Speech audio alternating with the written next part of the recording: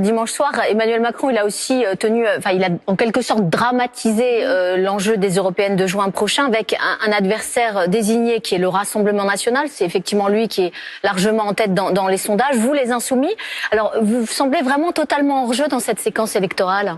Alors d'abord, je voudrais dire qu'il dramatise, le président Macron dramatise, mais enfin c'est qui alimente les idées de l'extrême droite, qui vient de faire passer une loi immigration avec les voix de l'extrême droite, avec les idées de l'extrême droite, c'est bien le président Macron.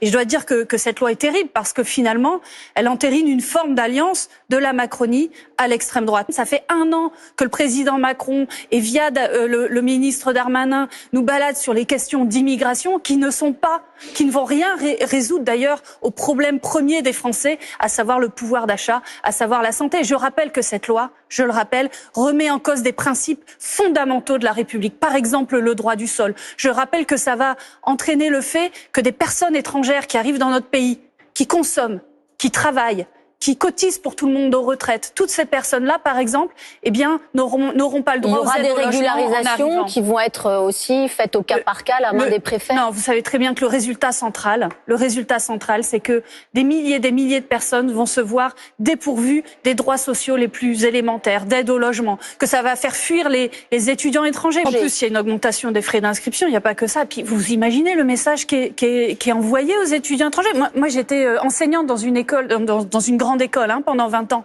On a besoin des étudiants étrangers pour l'attractivité, le rayonnement de la France. C'est un message qui est délétère.